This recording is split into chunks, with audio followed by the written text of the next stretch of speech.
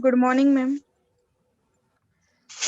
We'll start with the examples for block code tag and HR tag. In the last session, we have seen the theoretical part here.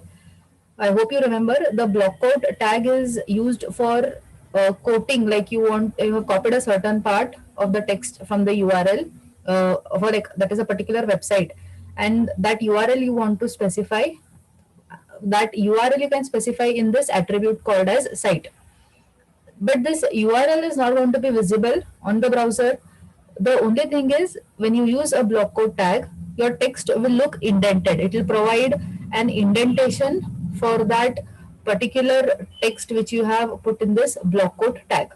Then is this HR, which is for horizontal rules. So that will help you to have an horizontal line on the screen. First, let us have a look at these examples. Have a look at this particular code here. Okay, one heading tag I have used, in which I have written the heading as block code element, and the tag is H1, which is the largest this uh, the font that is going to appear here. Then you have this one single quote again here, which is written in the P tag. Now I have started my block quote tag from line number 10, and this particular attribute called site is optional. Even if you do not specify this, the block quote will provide you the same functionality. Now in this particular attribute site here, I have written this URL. Okay, so from this particular URL, that is worldwildlife.org, from this particular URL I have taken this following text. That is the meaning of this block quote tag. So you can totally skip this. This is optional. If you do not specify this also, it's fine. You just write this particular block quote tag. Then this block quote tag is going to come in pairs. So you can see here, this is the ending tag. Now the next thing what I have done here is, so that you are able to see the indentation and the comparison, I have the same text I have copied and I have put it in the P tag here, and I have closed this P tag. So when I run this,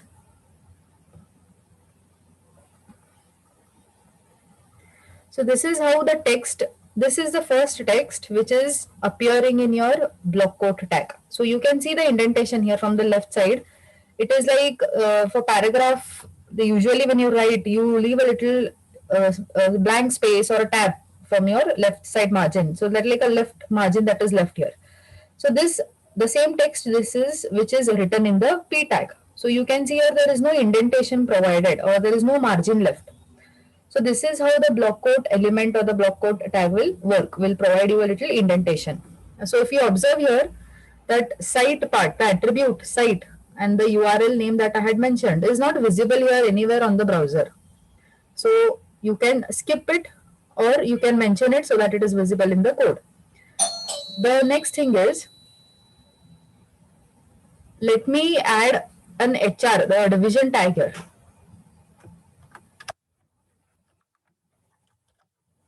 So you can observe what change will happen and how it is displayed on the browser.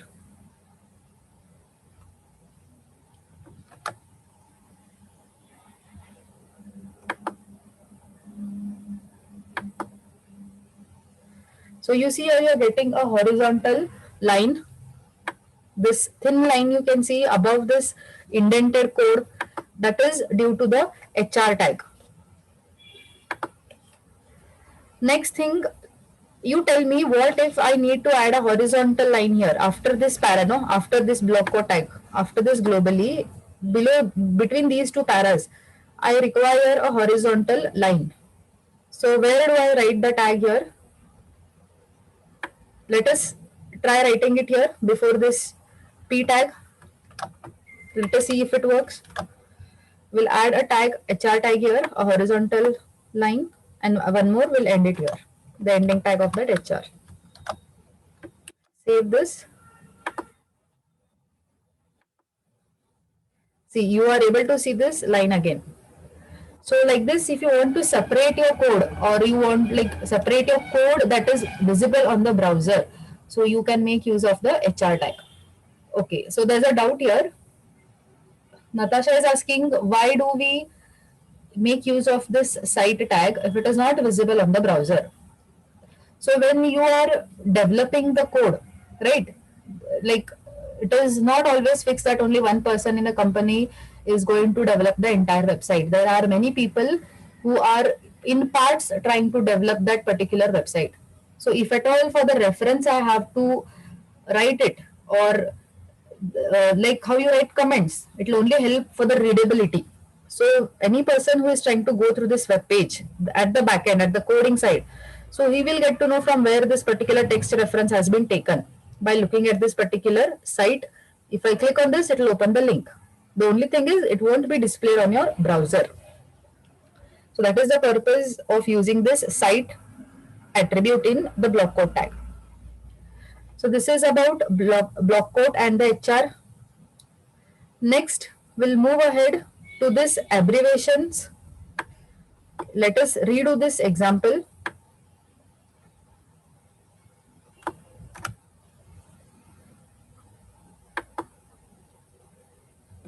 So before that, let us quickly read what are text abbreviations, short quotations, and how can we use the center element. So you know abbreviations are the shortened words. Like you make use of, instead of writing as soon as possible, you will say ASAP, or you'll write ASAP, or WHO. If I say expand WHO, you know it is World Health Organization. So many such abbreviations when you want to use it in your website. So this you can make use of this ABBR tag. Now this ABBR tag also you can make use of another attribute along with this ABBR tag. The tag ABBR comes with title. So we have already seen, if you remember, we have seen an example of the title tag. So when I used the title tag, we were able to see that we have got a tooltip. If you remember that, a tooltip, that is basically when you try to move your mouse cursor over that particular line, you get to see a small label kind of a thing. So here also, for this ABBR tag, you will have this particular title. You can make use of the title attribute in the ABBR tag. Let us see the example. Then have a look at the short quotations. The tag name is simple here. You have just a small case Q. So whenever you want to mention any text in double quotes, so you can make use of this Q tag. And then to center a particular text, you can make use of the center tag also. Now, for the center tag, we have seen few other ways also how we can align the text to the center. So when you come to HTML, you should know that there are n number of ways in which a particular text could be say indented, or it could be you can apply different font styles or colors. It's not one specific way, not just one rule that you will follow this and you'll get this output. So there are n number of ways in which you could achieve the particular output on the browser. So let us have a look at these three examples. Now, to show you the abbreviation tag, let me write a text here.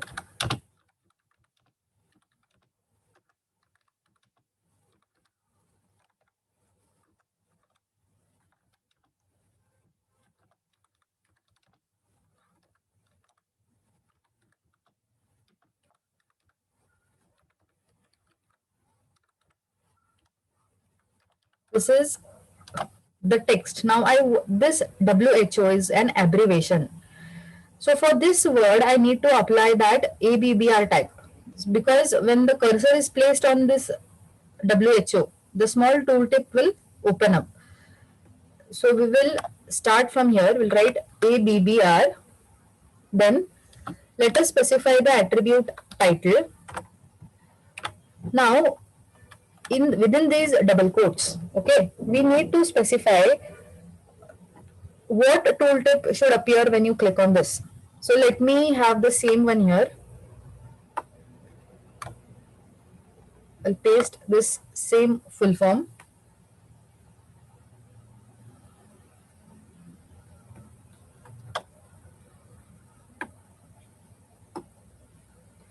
So we have closed the opening tag, and here we need to close the ABBR tag.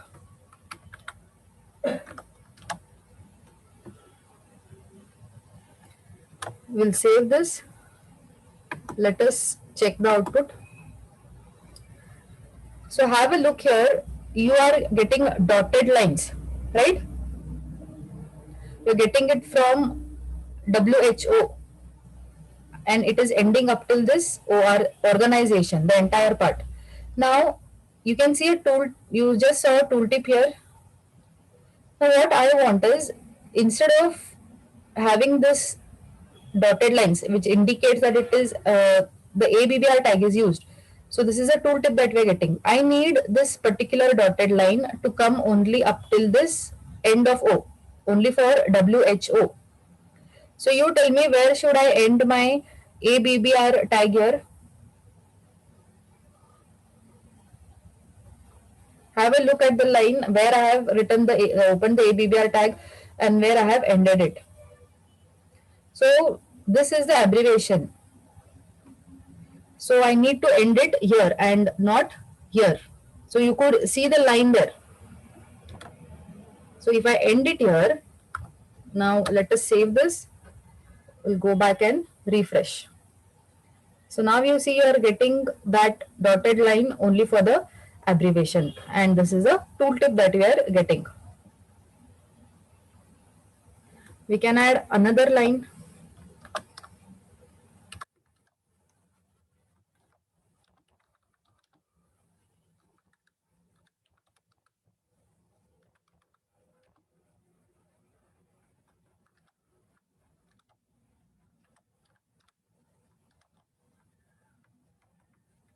So here I will write my ABBR. I will specify its attribute, title. In the double quotes, I need to specify what tooltip should be present when the user moves the cursor on the word ASAP. So I'll say as soon as possible.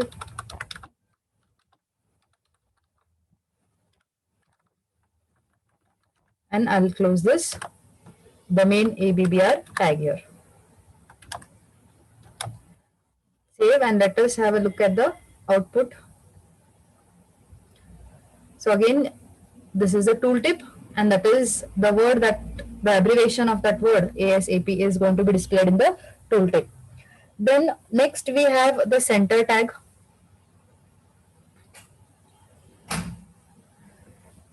Are you able to recall which are the different ways we have used so far to align the text to the center of the document? Try to recall.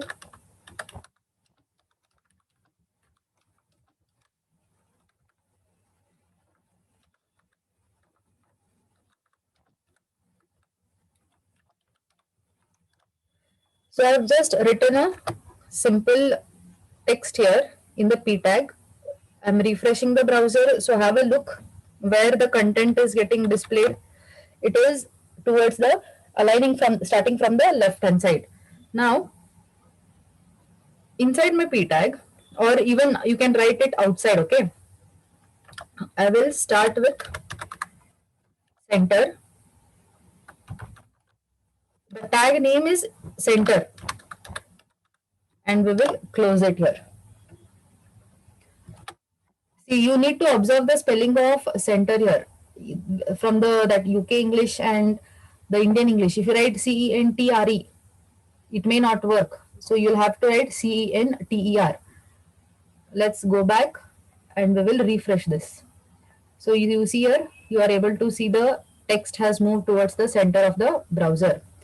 So if you recall, you have used in style, yes, Sonam has telling you here, you have text align center in the style attribute. You also have made use of just align, just the align tag to get the text in the center. So you can remember these different possible ways, and whichever you feel easy and easy to code, you can follow the method. Now the next thing is the next tag that we have. Okay, before we move to font size, we'll have a look at this one. An HTML marquee is a scrolling piece of text displayed either horizontally or vertically on the website. So you must have seen on the certain websites that the text is moving from left to right or from up to bottom or from say left to right. So by which particular tag are we able to move the text? The tag name is marquee, and it will take various attributes. It more than one attribute it can take at the same time. So you can specify the direction. The direction is whether you want to move the text from right to left or left to right or from up to down or bottom to up. Then you specify the width. Width attribute here will tell you that do you want to move the text on the entire screen or you want to block it halfway. So we will see this, you'll understand it again better with the example. Then you can also specify background color for that particular text and the scroll amount. So the scroll amount is the speed. By what speed do you want to move that particular text? So let us have a look at the example here. So the tag name is MARQUEE, which is marquee. Then inside this, first let us specify a text. Okay.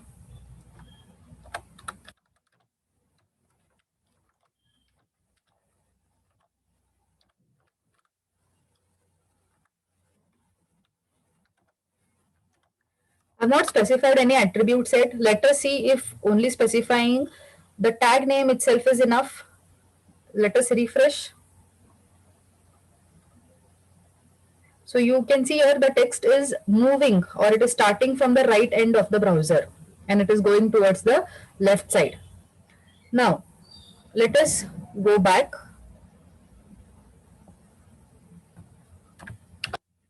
Let me specify a property or an attribute called as direction. I will write in the direction as up. So let us see if the text is moving upwards now.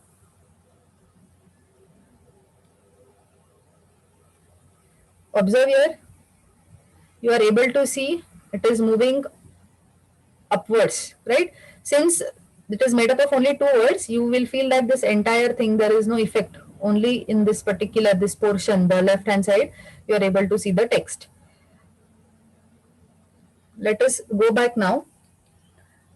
Let me keep the direction as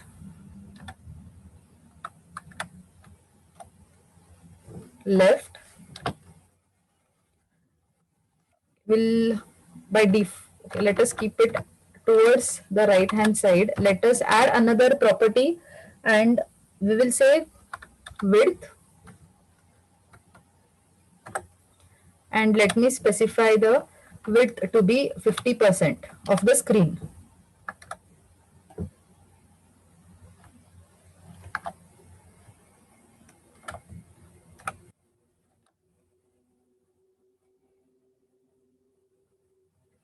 We'll refresh this. So I've said right, so it is moving towards the right hand side, and you can see here now halfway through the screen the effect has stopped. The text is disappearing. It is not covering the rest 50% of the right hand side screen. So you can specify the width property if you want to stop the text or you want only it to be displayed on the half portion of your browser. So if I write now as left,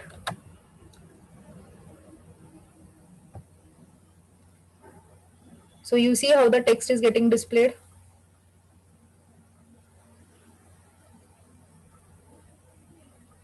It is originating from the 50%, that is again in the same block here, but originating from your right hand side. So let's write the next two more properties and check here. So let me say, let me add a scroll amount to this particular text effect. So the tag name is scroll amount, and this is going to talk about the speed, how fast you want the text to move. So I'll say the speed to be 50. We'll go back, we'll refresh this. So you see that text is moving so fast now. So scroll amount is going to add, or you can add up or reduce the speed of the text that is moving. Now let us add another property, that is the background color, that is BG color. Let us specify a color for this.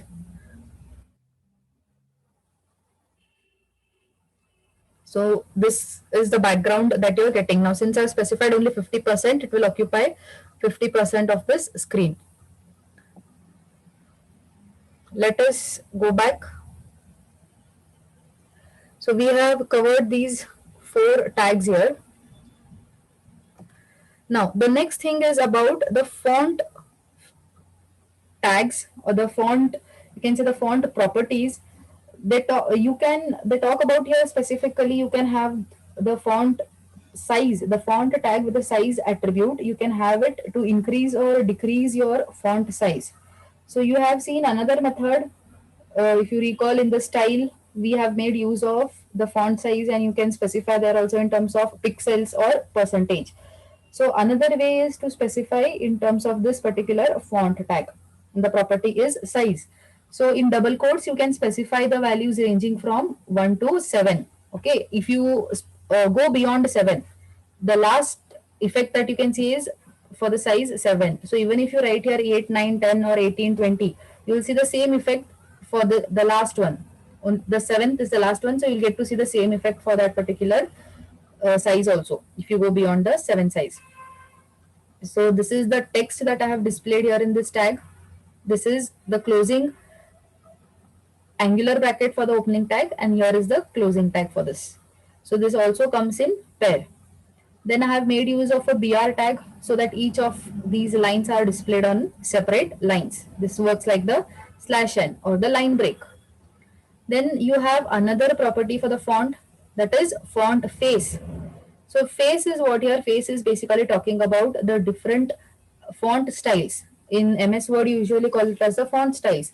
So you have to specify the name, the complete name of the particular font face or the font style that you want in double quotes.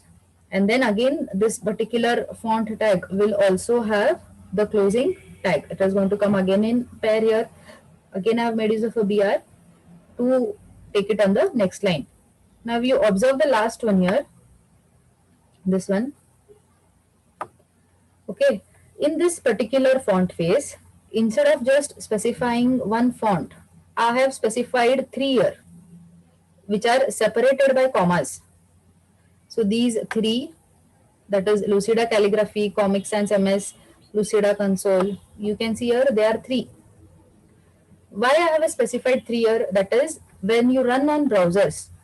So you have so many browsers. You have Firefox, you have Chrome, you have Internet Explorer. You can again go for Opera, or you say you have Netscape, any of these. Now, certain browsers might not render support for certain fonts. So in that case, even when we do not specify any font, you see that by default, we are able to see it in Times New Roman when we have not specified anything.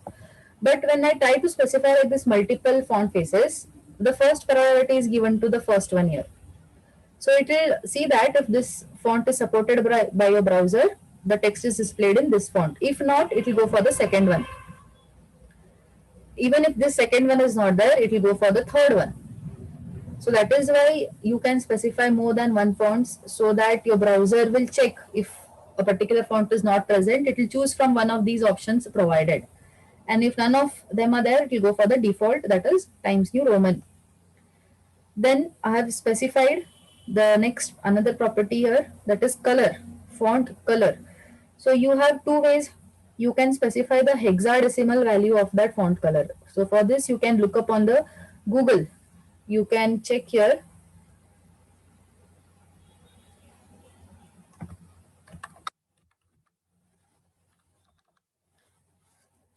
Hexadecimal color codes.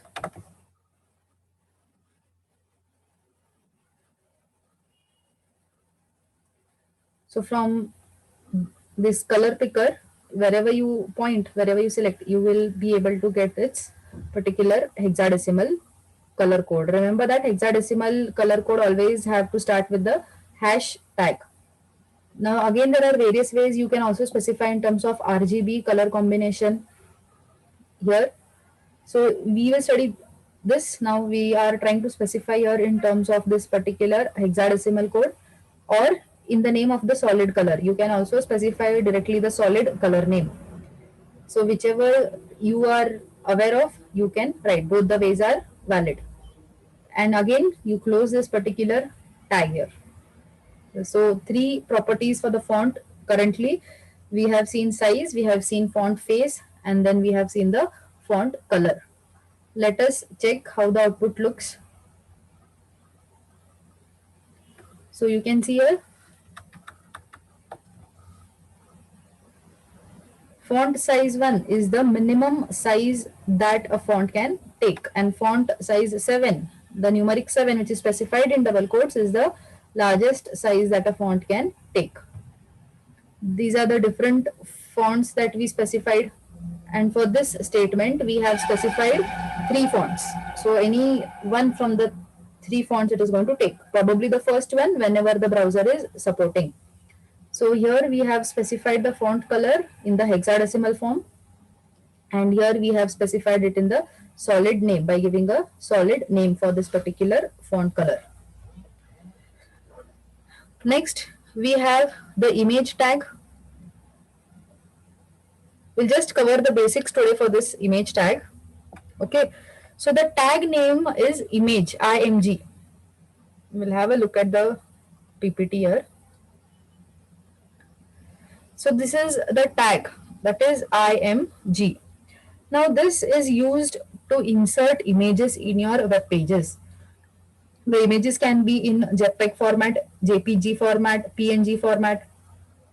So this image tag again comes with 2 or more attributes, but you have specifically you mention 2 attributes which are required. One thing is the source, from where you want that image, like from where are you inserting that image, whether you have the image stored on your in a local drive on your folder, inside the folder, or you have it like you have 2 ways, relative path and the absolute path. So that path has to be specified here in this source, src. So the URL you will mention if at all you are trying to insert it from the cloud, or if you have stored it on the internet, or if it is existing within your folder, that is the absolute path. So you can specify the directly, you will specify here the image dot the extension. Then the next property you have is the ALT, which again will work like a tooltip. Okay, you must have seen that many a times whenever you try to open certain websites which are heavily loaded, like they have high definition images. The images initially, like in that meantime when they're buffering, you just get to see a small square box and a cross, especially on an Internet Explorer. The image is not displayed, but the text, whatever is there, has loaded. So what happens is when the image is not loaded, if the user tries to place his cursor on that particular square box, the name of the image is shown there, whatever you have given. So that is this ALT property.